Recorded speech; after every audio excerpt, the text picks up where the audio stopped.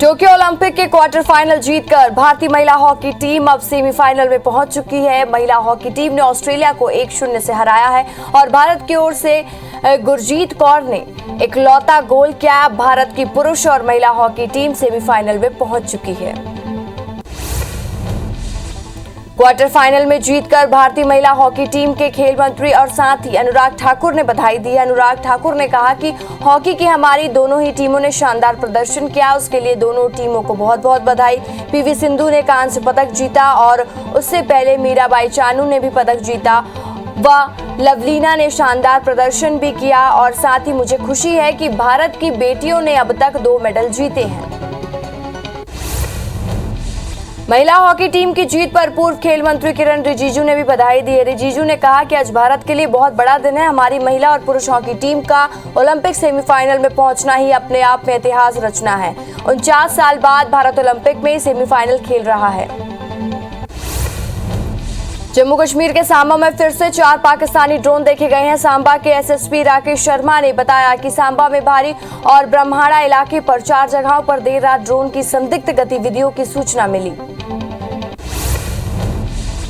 राष्ट्रपति रामनाथ कोविंद आज तमिलनाडु दौरे पर रहेंगे। तमिलनाडु विधानसभा के शताब्दी समारोह में शामिल होने के लिए राष्ट्रपति रामनाथ कोविंद आज चेन्नई पहुंचेंगे और पुलिस ने बताया कि राष्ट्रपति के दौरे के दौरान फोर्ट सेंट जॉर्ज स्थित विधानसभा में सभागार, सचिवालय, राजभवन और हवाई अड्डे पर कड़ी सुरक्षा व्यवस्था की गई है।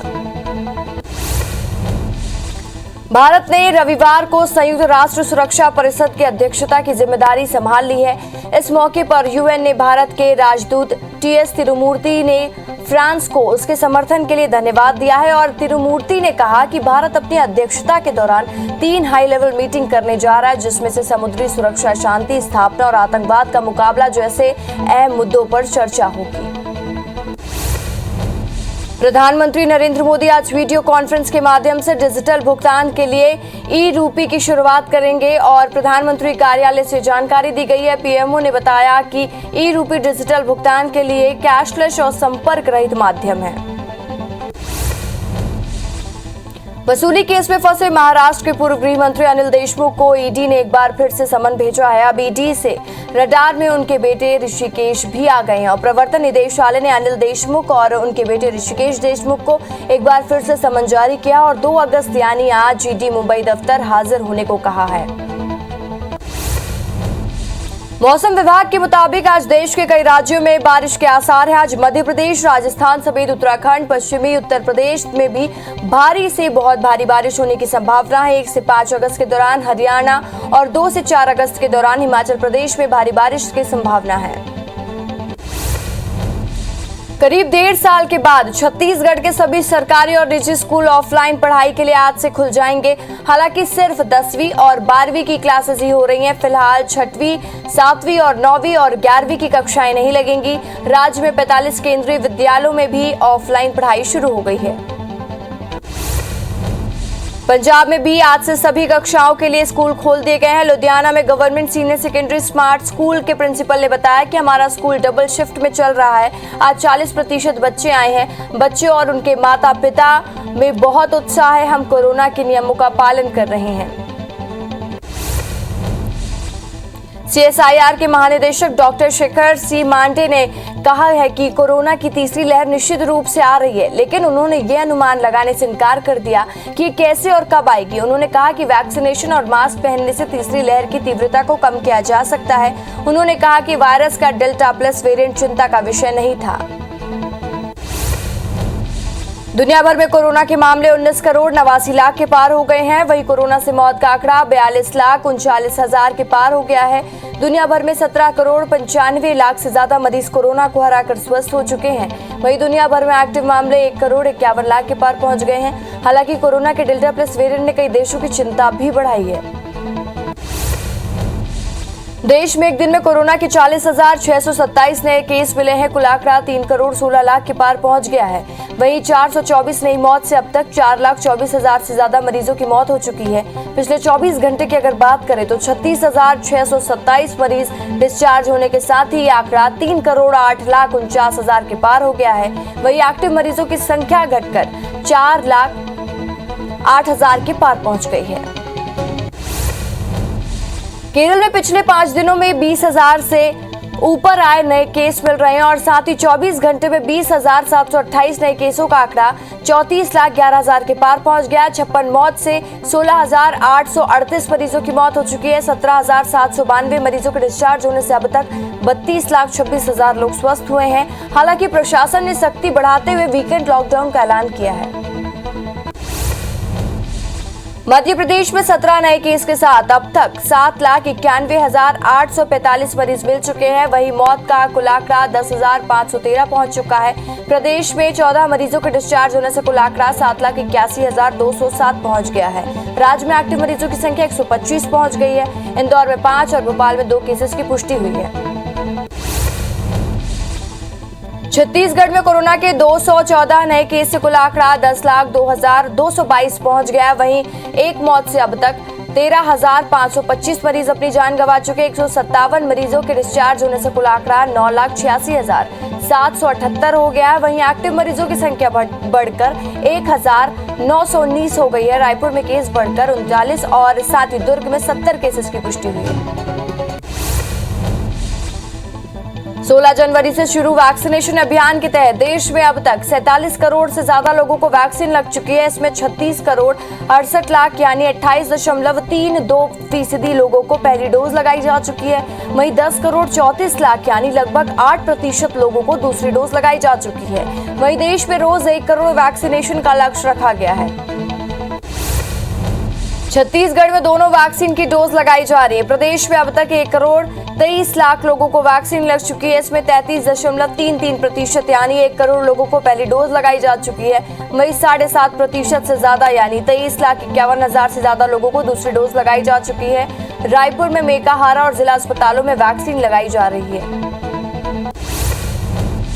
एमपी में वैक्सीन की दोनों डोज लगाई जा रही है। भोपाल में 210 सेंटरों पर 57,000 टीके का लक्ष्य रखा गया है। अब तक प्रदेश में वैक्सीनेशन का आंकड़ा 3 करोड़ 22 लाख के पार पहुंच गया है, जहां लगभग 37% यानी 2 करोड़ 70 लाख लोगों को पहली डोज लगाई जा चुकी है। वहीं 7% से ऊपर यानी 51,77,000 लोगों को दूसरी डोज लगाई जा चुकी है।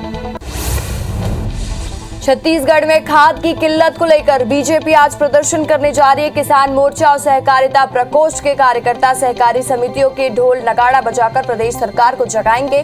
प्रदेश के सभी जिला मुख्यालयों की सहकारी समितियों के प्रदर्शन किया जाएगा और साथ ही वहीं खाद की उपलब्धता का भी जायजा लेंगे। छत्तीसगढ़ बीजेपी विधायक शिवरतन शर्मा ने कांग्रेस विधायकों समेत सीएम और स्वास्थ्य मंत्री पर शराबबंदी के विपक्ष में वोट करने का लगाया आरोप और कहा कि भाजपा विधायक का कहना है कि वे शराबबंदी को लेकर विधानसभा में आकाशीय संकल्प पत्र को लेकर पहुंचे, लेकिन कांग्रेस के सभी विधायकों और नेताओं ने विपक्ष में ही वोट दिए। मुरैना जिले में मनरेगा योजना के तहत हो रहे कामों पर कांग्रेस ने भ्रष्टाचार का आरोप लगाया है। कांग्रेस का आरोप है कि मजदूरों को काम न देकर मशीनों में काम कराया जा रहा है। वहीं मजदूरों से फर्जी खाते खुलवाकर उनसे पैसे निकाले जा रहे हैं। मामले में बीजेपी जिला अध्यक्ष ने कहा, अगर शिकायत है तो उसकी जांच कर कार्रवाई की जाएगी। सीएम भूपेश बघेल ने भिलाई के चंदूलाल चंद्राकर मेडिकल कॉलेज को अधिग्रहण किए जाने के निर्णय को लेकर कांग्रेस और एनएसयूआई के हर्ष की लहर है और एनएसयूआई के कार्यकर्ताओं ने दुर्ग में गांधी प्रतिमा के सामने सीएम का आभार व्यक्त किया है और आसमान में गुब्बारे छोड़कर खुशियां मनाई।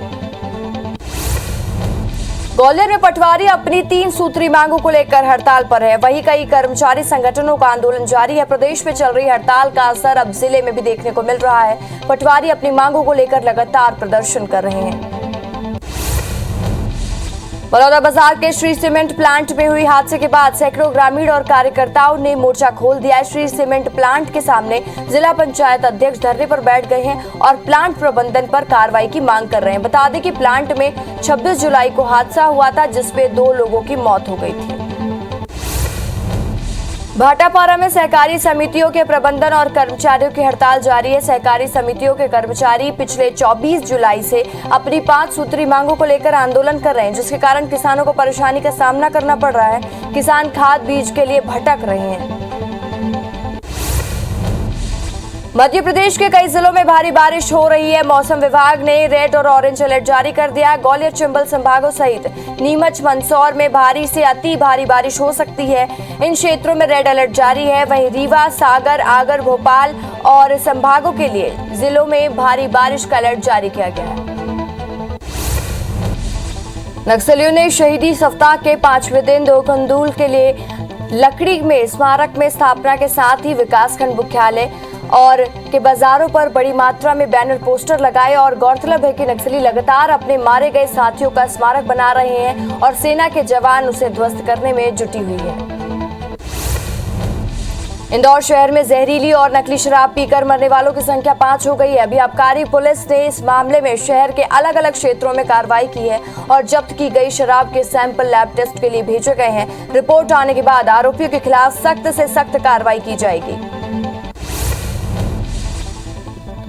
भिंड के दबोह थाना इलाके पर कच्चा मकान गिरने से एक ही परिवार के 6 लोग मलबे में दब गए। हादसे में 18 साल के एक लड़की की मौत हो गई है। वहीं सूचना मिलने पर बचाव दल मौके पर पहुंचे और रेस्क्यू कर सभी घायलों को बाहर निकाला गया। अभी घायलों को सिविल अस्पताल में भर्ती कराया गया है। सिंगरौली में तेज बारिश की वजह से एक दीवार गिरने से परिवार के 5 सदस्य मकान के नीचे दब गए। हादसे में 2 बच्चों की मौके पर मौत हो गई है, जबकि अन्य 3 लोग घायल हैं, जिन्हें इलाज के लिए अस्पताल में भर्ती कराया गया। घटना विंध्यनगर थाना क्षेत्र की है। कोरबा जिले में बदमाश एक बुजुर्ग महिला के गले से सोने की चेन खींचकर फरार हो गया। घटना रामपुर के CSEB कॉलोनी की है। युवक बाइक में सवार होकर आया और महिला से हाल चाल पूछना शुरू कर दिया और उसके बहाने चेन खींचकर फरार हो गया। लूटे गए चेन की कीमत करीब 1 लाख बताई जा रही है। फिलहाल पुलिस ने मामला दर्ज कर जांच शुरू कर दी है। किरंदुल के दोगेली में पाड़ापुर में घर में घुसकर लूट करने वाले 3 नाबालिग समेत 4 आरोपियों को पुलिस ने गिरफ्तार कर लिया, जबकि मास्टरमाइंड चंदू कर्मा अभी भी फरार है, जिसकी तलाश पुलिस कर रही है। बता दें कि आरोपियों ने नकली नक्सली बनकर लूट की वारदात को अंजाम दे दिया। कोरबा में शिक्षक विनोद जायसवाल की चोरी हुई बुलेरो को टुकड़ों में बरामद करने के साथ ही आरोपियों की गिरफ्तारी हो गई है। 2 युवकों ने कटघोरा से चुराकर जलगांव में चोर बाजार में कबाड़ी को बेच दिया था। चोरी की वाहन का खरीदार अक्षय जोशी पुलिस गिरफ्त में है और साथ ही जबकि कबाड़ी अफजल खान फरार है। अक्षय जोशी ने बुलेरो को गोविंद सिंह और जुनैद अली से खरीदना बताया। जांजगीर चांपा के सहरा गांव पर देसी शराब दुकान में चोरी किए गए 1.5 लाख रुपए चोरी कर फरार हो गया और साथ ही सूचना मिलने पर पामगढ़ पुलिस मौके पर पहुंचकर मुआयना किया और मामला दर्ज कर आरोपियों की तलाश शुरू कर दी। जांजगीर चांपा के पामगढ़ थाना क्षेत्र में मेऊ गांव पर PDS राशन दुकान से अज्ञात चोरों ने लगभग 150 बोरा चावल पार कर दिया। PDS राशन दुकान के संचालन ने जब दुकान खोली तो चोरी का पता लगा। इसके बाद ही पामगढ़ थाने में सूचना दी गई। पुलिस मामले की जांच कर रही है।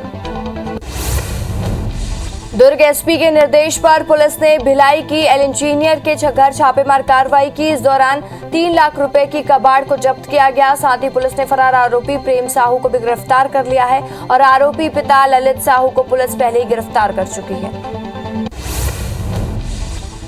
धमतरी जिले में पत्नी को खुदकुशी के लिए उकसाने वाले पति को पुलिस ने गिरफ्तार कर जेल भेज दिया है। ग्राम बलियारा में रहने वाले अश्विनी के घर पर रखा मिट्टी का तेल पी लिया था और जिसके बाद इलाज के दौरान उसकी मौत हो गई थी। बता दें कि पुलिस ने आरोपी पति के खिलाफ धारा 306 का मामला दर्ज कर जेल भेज दिया है।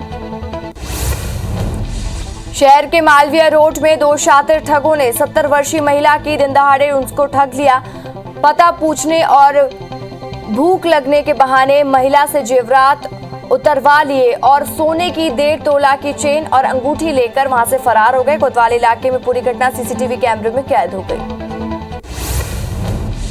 ग्वालियर के DD मॉल के बार पर अंदर अवैध शराब पिलाने की शिकायत पर पुलिस ने छापेमार कार्रवाई की। इस दौरान कई लड़के और लड़कियां मिले हैं जो पुलिस को देखते ही भागने लगे। पुलिस ने 10 से 12 बियर की बोतल जब्त की है। लाइसेंस मांगने पर बार संचालक ने लाइसेंस दिखाया। पुलिस मामले की जांच कर रही है।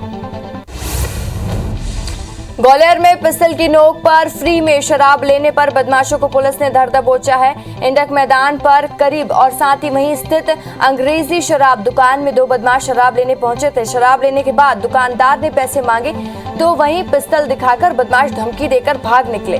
दुकानदार ने पुलिस को मामले की सूचना दी। गिरफ्तार बदमाशों से एक पिस्टल और जिंदा राउंड बरामद किया गया है। नरसिंहपुर में महाकौशल शुगर मिल पर एमडी के साथ ही मारपीट का मामला सामने आया है। 8 नकाबपोश अज्ञात बदमाशों ने मारपीट की, जिससे उन्हें काफी चोटें भी आई हैं। होटल के बाहर लगे सीसीटीवी कैमरे में आरोपी कैद हो गए हैं। फिलहाल पुलिस फुटेज के आधार पर उनकी तलाश शुरू कर चुकी है। एसपी के निर्देश पर पुलिस टीम ने भिलाई दुर्ग और शहर पे 20 से अधिक हुक्का बार, कैफे, रेस्टोरेंट, होटलों में दबिश दी। इस दौरान भिलाई सुपेला स्थित होटल फ्लोरेट में कहीं और गोल्डन सोशल में देर रात तक युवक धुआं उड़ाते हुए मिले, जिससे पुलिस ने इसके संचालकों पर कार्रवाई की है।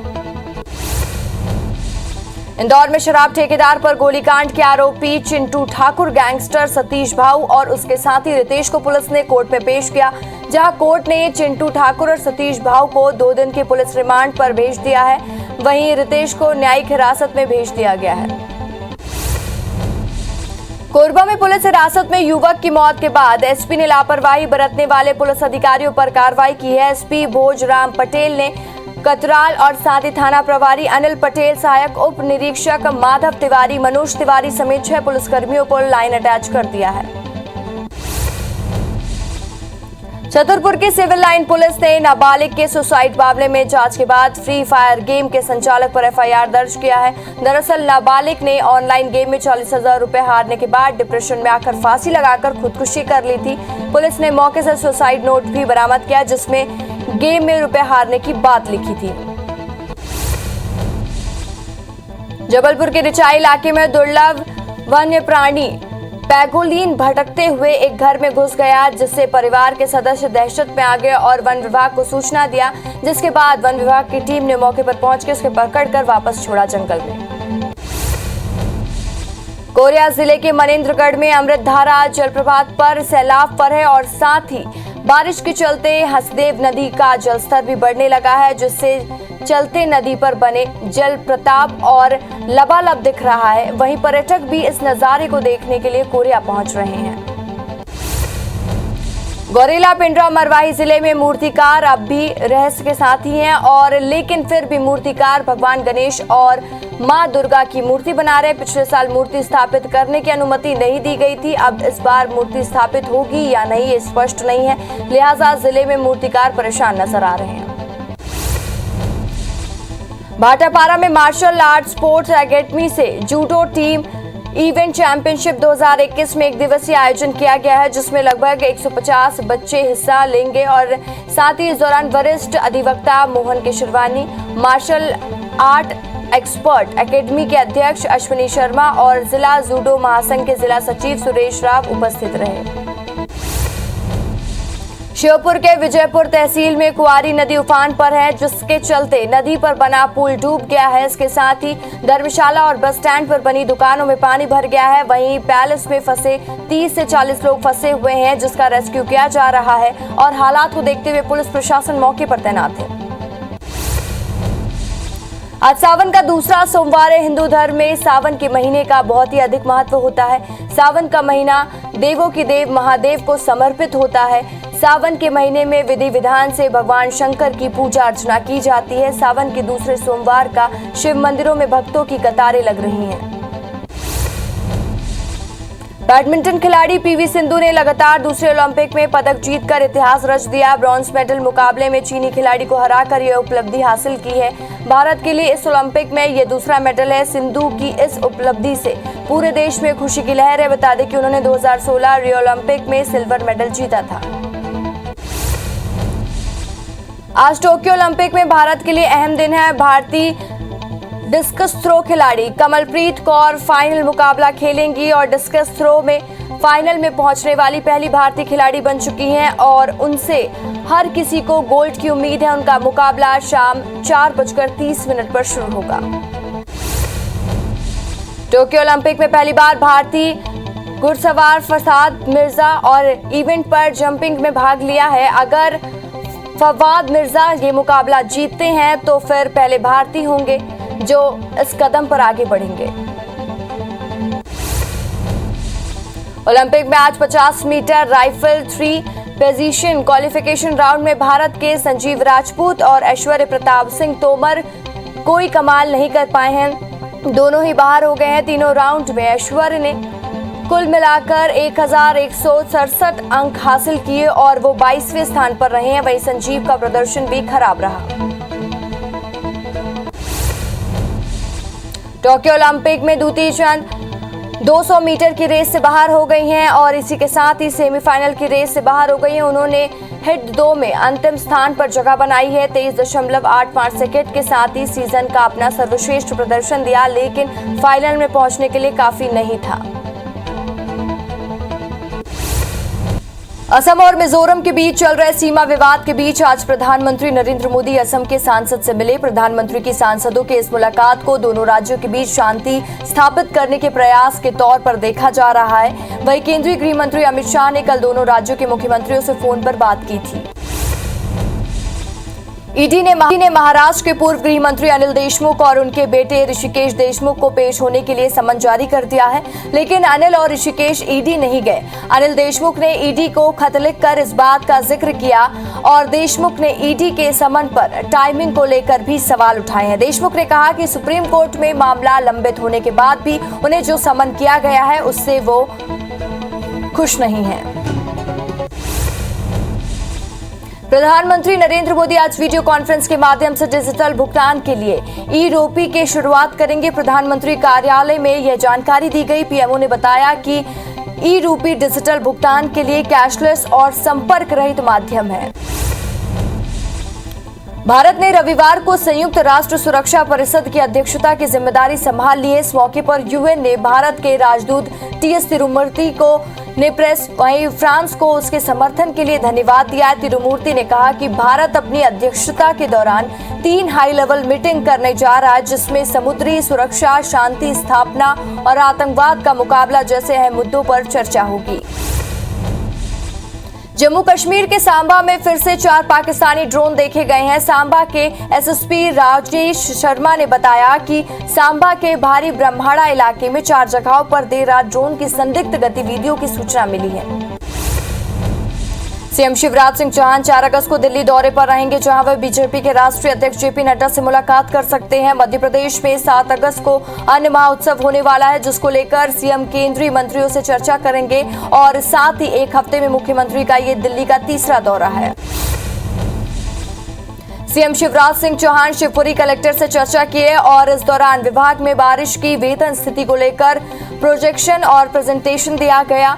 साथ ही शिवपुरी में पार्वती नदी में बाढ़ के कुछ गांव फंसे हुए हैं। फिलहाल एसडीआरएफ और मौके पर पहुंच चुकी है, जबकि एनडीआरएफ की टीम रवाना हो चुकी है। सीएम ने प्रशासन को अलर्ट पर रहने को निर्देश दिए हैं। बलरामपुर में आईबीसी 24 की खबर का एक बार फिर से बड़ा असर दिखा है। खबर दिखाए जाने के बाद प्रशासन ने मामले में संज्ञान लेते हुए सड़क की मरम्मत शुरू कर दी है। बता दें कि सड़क खराब होने के कारण सरना में एक लकवाग्रस्त बुजुर्ग महिला को परिजन ने 1.5 किलोमीटर का सफर खाट में लेटाकर तय किया। मुरैना जिले में मनरेगा योजना के तहत हो रहे कामों पर कांग्रेस ने भ्रष्टाचार का आरोप लगाया है। कांग्रेस का आरोप है कि मजदूरों को काम न देकर मशीनों से काम कराया जा रहा है। वहीं मजदूरों के फर्जी खाते खुलाकर उनसे पैसे लिए जा रहे हैं। मामले में बीजेपी जिला अध्यक्ष ने कहा कि अगर शिकायत है तो उसकी जांच कर कार्रवाई की जाएगी। छत्तीसगढ़ बीजेपी विधायक शिवरतन शर्मा ने कांग्रेस विधायकों समेत सीएम और स्वास्थ्य मंत्री पर शराबबंदी के विपक्ष में वोट करने का आरोप लगाया है। भाजपा विधायक का कहना है कि वे शराबबंदी को लेकर विधानसभा में आकाशीय संकल्प पत्र लेकर पहुंचे, लेकिन कांग्रेस के सभी विधायकों और नेताओं ने विपक्ष में ही वोट दिए। सीएम भूपेश बघेल के भिलाई के चंदूलाल चंद्राकर मेडिकल कॉलेज को अधिग्रहण किए जाने के निर्णय को लेकर कांग्रेस और एनएसयूआई में हर्ष की लहर है। एनएसयूआई कार्यकर्ताओं ने दुर्ग में गांधी प्रतिमा के सामने सीएम का आभार व्यक्त किया और आसमान में गुब्बारे छोड़कर खुशियां मनाई। ग्वालियर में पटवारी अपनी 3 सूत्री मांगों को लेकर हड़ताल पर हैं। वहीं कई कर्मचारी संगठनों का आंदोलन जारी है। प्रदेश में चल रही हड़ताल का असर अब जिले में भी देखने को मिल रहा है। पटवारी अपनी मांगों को लेकर लगातार प्रदर्शन कर रहे हैं। कांकेर जिला मुख्यालय से सटे सिंघार भाटा में ग्रामीण ने विरोध प्रदर्शन किया। दरअसल गिट्टी क्रशर प्लांट के लिए पत्थर तोड़ने को लेकर विरोध में उतरे सैकड़ों ग्रामीणों का आरोप है कि सिंघार भाटा देवी देवता का स्थल है और ग्रामीणों के गिट्टी क्रशर प्लांट को जल्द से जल्द बंद न होने का उग्र आंदोलन की चेतावनी दी है। कोरबा में बांध के पुल पे लोगों ने हाथों से ही तकिया में श्रृंखला बनाकर प्रदर्शन किया है और बता दें कि जिले में प्रारंभ को लेकर अंतिम सीमा तक लोग जर्जर सड़क की मार झेल रहे हैं। बारिश में सड़कों पर अनगिनत बने गड्ढों में भर जाते हैं पानी और वहीं वाहन से बचकर निकलने की कोशिश करते लोग दिख रहे हैं। सुकमा जिले के नागाराम इलाके पर नक्सलियों ने आज सभा आयोजित की और नक्सलियों द्वारा शहीदी सप्ताह मनाए जाने का वीडियो सामने आया है। वीडियो में हथियारबंद नक्सली और बड़ी संख्या में ग्रामीण भी मौजूद दिखे। बता दें कि 28 जुलाई से 3 अगस्त तक नक्सली शहीदी दिवस मनाएंगे। नक्सलियों ने शहीदी सप्ताह के लिए 5वें दिन के लिए दुर्गे कुंडल में लकड़ी के स्मारक की स्थापना के साथ ही विकासखंड मुख्यालय दुर्गे कुंडल में बाजारों में बड़ी मात्रा में बैनर पोस्टर लगाकर और गौरतलब है कि नक्सली लगातार अपने मारे गए साथियों का स्मारक बना रहे हैं और सेना के जवान उसे ध्वस्त करने में जुटे हुए हैं। मौसम विभाग के मुताबिक आज देश के कई राज्यों में बारिश के आसार है। आज मध्य प्रदेश, राजस्थान समेत उत्तराखंड, पश्चिमी उत्तर प्रदेश में भी भारी से बहुत भारी बारिश होने की संभावना है। 1 से 5 अगस्त के दौरान हरियाणा और 2 से 4 अगस्त के दौरान हिमाचल प्रदेश में भी भारी बारिश की संभावना है। मध्य प्रदेश के कई जिलों में भारी बारिश हो रही है। मौसम विभाग ने रेड और ऑरेंज अलर्ट जारी किया। ग्वालियर, चंबल संभागों सहित नीमच, मंदसौर में भारी से अति भारी बारिश होने की संभावना है। इन क्षेत्रों में रेड अलर्ट जारी किया गया है। वहीं रीवा, सागर, आगर, भोपाल संभागों के लिए जिलों में भारी बारिश हो सकती है। टीकमगढ़ जिले में लगातार बारिश हो रही है, जिससे कई कॉलोनियों में पानी भर गया है। बारिश के कारण हाईवे रोड पर बरगद का एक पेड़ गिर गया है, जिसके चलते सड़क पर लंबा जाम लग गया है। बता दें कि बीते 24 घंटे में करीब 4 इंच बारिश हुई है। श्योपुर के विजयपुर तहसील में कुंवारी नदी उफान पर है, जिसके चलते नदी पर बना पुल डूब गया है। इसके साथ ही धर्मशाला और बस स्टैंड पर बनी दुकानों में भी पानी भर गया है। वहीं पैलेस में 30 से 40 लोग फंसे हुए हैं, जिनका रेस्क्यू किया जा रहा है। हालात को देखते हुए पुलिस प्रशासन मौके पर तैनात है। लगातार हो रही बारिश से नदी नाले उफान पर है। लोगों का जीवन अस्त व्यस्त हो चुका है। वहीं मैनपाट में बारिश से जमीन धंसने की खबर आई है। बिसर पानी घोकरा गांव पर यह घटना हुई है, जहां जमीन धंसने की वजह से ग्रामीण का मकान ढह गया। बता दें कि जमीन में बड़ी बड़ी दरारें देखने को मिल रही हैं। मरवाही इलाके में इन दिनों सड़क सबसे बड़ी समस्या बन चुकी है, जहां जर्जर सड़कों के कारण लोगों को आने जाने में भारी दिक्कतों का सामना करना पड़ रहा है। बता दें कि मरवाही से सिवनी, कोतमा, परासी, सिवनी और खूटा टोला, मरवाही से मरेंद्रगढ़ सहित अन्य गांवों और एमपी से जुड़ने वाले सड़क काफी जर्जर हो चुके हैं। मुरैना में चंबल नदी में बहाव में पिनाहट घाट पर बना पंटुक पुल और इसका हिस्सा बह गया। यहां काम कर रहे मजदूरों को आनन फानन में बचाया गया। इसके अलावा 1 किलोमीटर तक बह गए पुल को खींचकर घाट तक लाया गया। पिनाह घाट पर और साथ ही पीपे के अस्थायी पुल पर मैनेजमेंट यूपी सरकार के पीडब्ल्यूडी के अधीन आता है और राजस्थान में जोरदार बारिश से नदी का जलस्तर बढ़ता ही जा रहा है। प्रयागराज में गंगा नदी का जलस्तर लगातार बढ़ रहा है। जलस्तर बढ़ने से 84 घाटों का संपर्क टूट चुका है। शनिवार को बढ़ रहे जलस्तर की वजह से नाविकों को साथ ही नाव बांधने में दिक्कतें हो रही हैं और साथ ही गंगा स्नान करने वालों को बढ़े हुए जलस्तर के कारण स्नान नहीं करने की हिदायत दी जा रही है।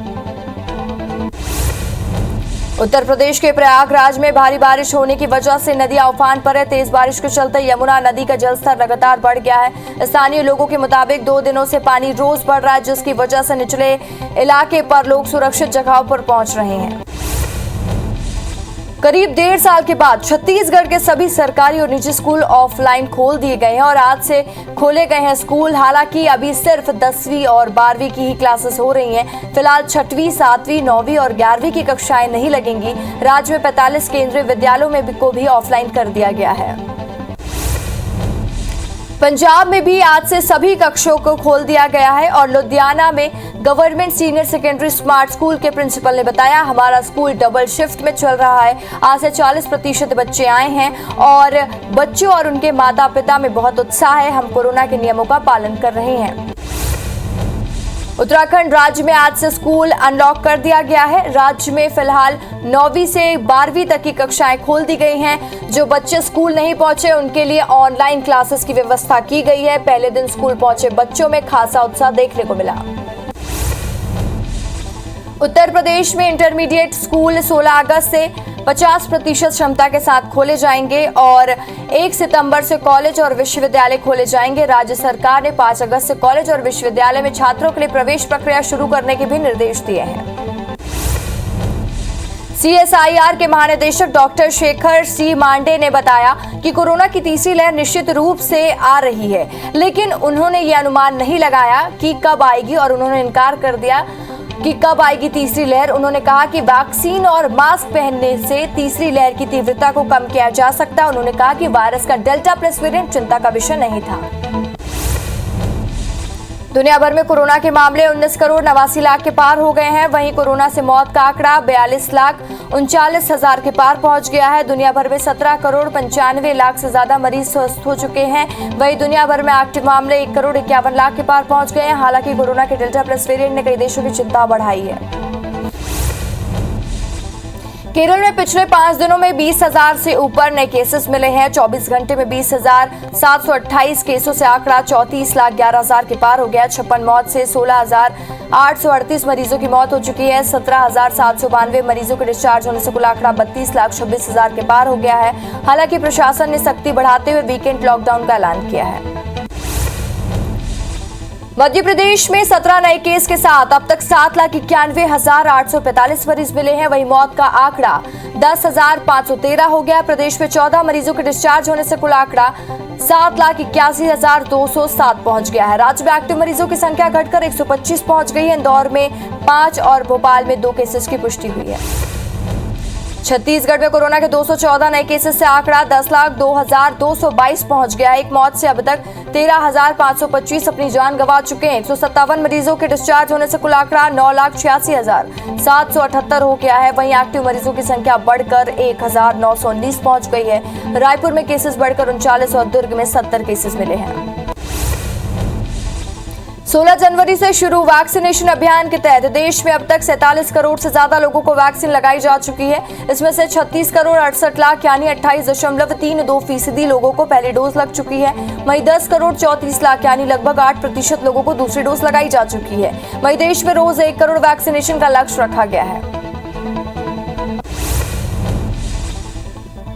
छत्तीसगढ़ में दोनों वैक्सीन की डोज लगाई जा रही है। प्रदेश में अब तक 1 करोड़ 23 लाख लोगों को वैक्सीन लग चुकी है। इसमें से 33.33% यानी 1 करोड़ लोगों को पहली डोज लग चुकी है। वहीं 7.5% से ज्यादा यानी 23,51,000 लोगों को दूसरी डोज लगाई जा चुकी है। रायपुर में मेकाहारा और जिला अस्पताल में वैक्सीन लगाई जा रही है।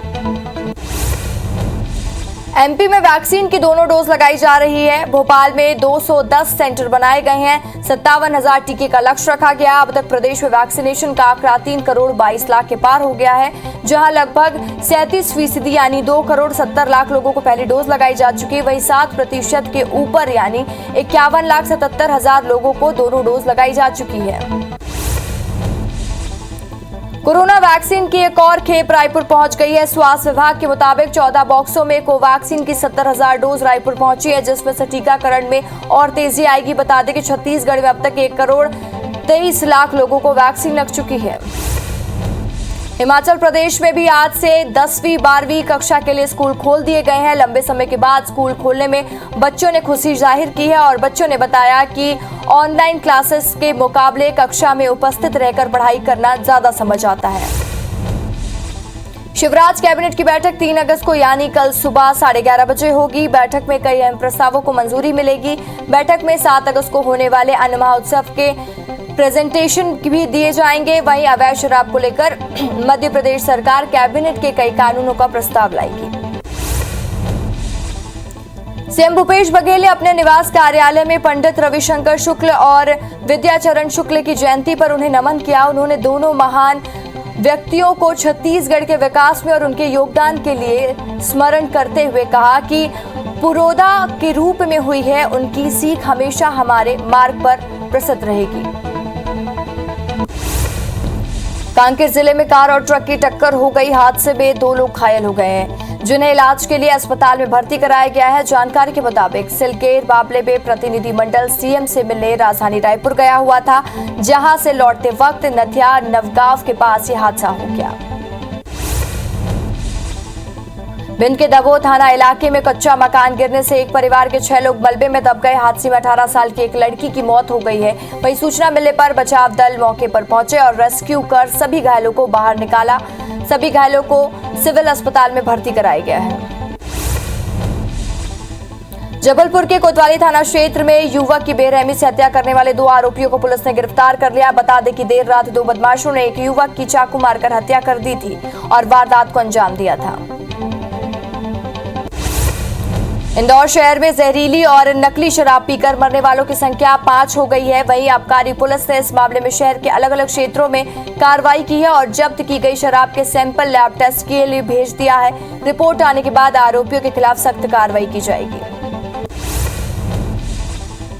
कोरबा में शिक्षक विनोद जायसवाल की चोरी हुई बोलेरो को टुकड़े में बरामद करने के साथ ही आरोपियों की गिरफ्तारी हो गई है। 2 युवक ने कटघोरा में से चुराकर जलगांव में चोर बाजार में कबाड़ी को बेच दिया था। चोरी की वाहन का खरीदार अक्षय जोशी पुलिस की गिरफ्त में है, जबकि कबाड़ी अफजल खान फरार है। अक्षय जोशी ने बोलेरो को गोविंद सिंह और जुनैद अली से खरीदना बताया। धमतरी जिले में पत्नी को खुदकुशी के लिए उकसाने वाले पति को पुलिस ने गिरफ्तार कर लिया है और जेल भेज दिया है। ग्राम बलियारा की रहने वाली अश्विनी के घर में रखा हुआ मिट्टी का तेल पी लिया था और साथ ही जिसके बाद इलाज के दौरान उसकी मौत हो गई थी। बता दें कि पुलिस ने आरोपी पति के खिलाफ धारा 306 का मामला दर्ज कर जेल भेज दिया है। अंबिकापुर मेडिकल कॉलेज अस्पताल से कोरोना संक्रमित मरीज के गायब होने की खबर आ रही है। लंड्रा इलाके पर रहने वाले इस व्यक्ति को सर्दी खांसी के कारण अस्पताल में भर्ती कराया गया था। रिपोर्ट पॉजिटिव आने के बाद कोविड वार्ड में शिफ्ट करने की तैयारी हो रही थी। इसी बीच युवक सबको चकमा देकर फरार हो गया। मरवाही पुलिस ने 8 लाख की चोरी के मामले में 3 आरोपी को गिरफ्तार किया। साथ ही उनके पास से 4,80,000 बरामद किए हैं। आरोपियों ने सिवनी के गल्ला व्यापारी अशोक गुप्ता के घर से सोने, चांदी, जेवर सहित 8 लाख की चोरी की थी। रायपुर साइबर सेल की टीम ने अवैध रूप से शराब की तस्करी करते 2 अंतर्राज्यीय आरोपियों को गिरफ्तार कर लिया है। आरोपी कोलकाता के मंघी ब्रांड की अंग्रेजी शराब लाकर अवैध रूप से तस्करी कर रहे थे। पुलिस के मुताबिक दोनों आरोपी दिनेश जायसवाल और दानिश शरीफ खान कोलकाता के रहने वाले हैं। ग्वालियर पुलिस ने शराब के अवैध मिनी फैक्ट्री पर छापेमार कार्रवाई करते हुए 25 पेटी जहरीली शराब जब्त की है। साथ ही शराब डाले जाने वाला 30 लीटर केमिकल, पैकिंग मशीन, खाली बोतलें और रैपर का भी मटेरियल भी जब्त किया है। वहीं मौके से 2 आरोपी भागने में कामयाब हैं, जिनकी तलाश पुलिस कर रही है। शहर के मालवीय रोड में 2 शातिर ठगों ने 70 वर्षीय महिला को दिन दहाड़े ठग लिया। पता पूछने और भूख लगने का बहाना देकर महिला से जेवरात उतरवा लिए और सोने के 1.5 तोला की चेन और अंगूठी लेकर फरार हो गए। कोतवाली इलाके में पूरी घटना सीसीटीवी कैमरे में कैद हो गई। भाटापारा में मार्शल आर्ट स्पोर्ट एकेडमी ने जूडो टीम इवेंट चैंपियनशिप 2021 का 1 दिवसीय आयोजन किया, जिसमें लगभग 150 बच्चों ने हिस्सा लिया। इस दौरान वरिष्ठ अधिवक्ता Mohan Kesharwani, martial art sport academy के अध्यक्ष अश्वनी शर्मा और जिला जूडो महासंघ के जिला सचिव सुरेश राव उपस्थित रहे। आज सावन का दूसरा सोमवार है। हिंदू धर्म में सावन के महीने का बहुत अधिक महत्व होता है। सावन का महीना देवों के देव महादेव को समर्पित होता है। सावन के महीने में विधि विधान से भगवान शंकर की पूजा अर्चना की जाती है। सावन के दूसरे सोमवार को शिव मंदिरों में भक्तों की कतारें लगी रही। आज सावन के दूसरे सोमवार पर शिवालयों पर भक्तों का तांता लगा रहा। उत्तर प्रदेश के प्रयागराज के मनकामेश्वर मंदिर पर आज विशेष पूजा हुई। मंदिर के पट खुलते श्रद्धालु मनकामेश्वर मंदिर पर मनोकामना के लिए दर्शन करने के लिए पहुंचे।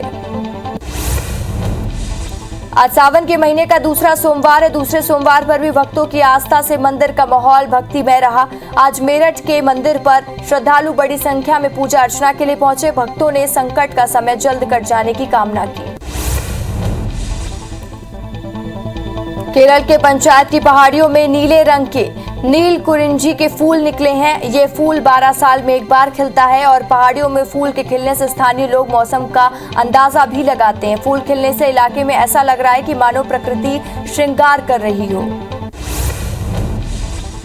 शेयर बाजार में तेजी देखी जा रही है। सेंसेक्स 330 पॉइंट ऊपर 52,917 पर कारोबार कर रहा है, तो वहीं निफ्टी 99 अंकों की बढ़त के साथ 15,862 के पर कारोबार कर रहा है। इंडेक्स में शामिल 30 में से 25 शेयरों में बढ़त है और बाजार में बढ़त में ऑटो शेयरों का सपोर्ट मिल रहा है। टोक्यो ओलंपिक के क्वार्टर फाइनल जीतकर भारतीय महिला हॉकी टीम अब सेमीफाइनल पहुंच चुकी है। महिला हॉकी टीम ने ऑस्ट्रेलिया को 1-0 से हराया है। भारत की ओर से गुरजीत कौर ने इकलौता गोल किया है। अब भारत की पुरुष और महिला हॉकी टीम सेमीफाइनल में पहुंच चुकी है। पीएम मोदी ने भारतीय महिला हॉकी टीम को जीत की बधाई दी है। पीएम ने कहा कि पीवी सिंधु ने न केवल एक योग्य पदक जीता है, बल्कि हमने ओलंपिक में पुरुष और महिला हॉकी टीम के ऐतिहासिक प्रयासों को भी देखा है। मुझे आशा है कि 130 करोड़ भारतीय भारत को नई ऊंचाई तक पहुंचाने के लिए कड़ी मेहनत करना जारी रखेंगे, क्योंकि देश अमृत महोत्सव मना रहा है। क्वार्टर फाइनल में जीतकर भारतीय महिला हॉकी टीम को खेल मंत्री अनुराग ठाकुर ने बधाई दी है और अनुराग ठाकुर ने कहा कि हॉकी की हमारी दोनों ही टीमों ने शानदार प्रदर्शन किया। उसके लिए दोनों टीमों को बधाई। पीवी सिंधु को कांस्य पदक जीतना और उससे पहले मीराबाई चानू के पदक जीतना व लवलीना ने शानदार प्रदर्शन किया। मुझे खुशी है कि भारत की बेटियों ने अब तक 2 मेडल जीते हैं। महिला हॉकी टीम की जीत पर पूर्व खेल मंत्री किरण रिजिजू ने भी बधाई दी है। किरण रिजिजू ने कहा कि आज भारत के लिए बहुत बड़ा दिन है। हमारी महिला और पुरुष हॉकी टीम ओलंपिक सेमीफाइनल में पहुंच चुकी है। ओलंपिक में भारतीय महिला हॉकी टीम की जीत पर पुरुष हॉकी टीम के पूर्व कप्तान दिलीप तिर्की ने भी बधाई दी है और कहा कि इतिहास में पहली बार ऐसा हुआ है कि जब ओलंपिक में हमारी महिला हॉकी टीम सेमीफाइनल में पहुंची है। ऑस्ट्रेलियाई हॉकी टीम को हराना बड़ी बात है, क्योंकि वो पहले कई बार ओलंपिक में मेडल जीत चुके हैं।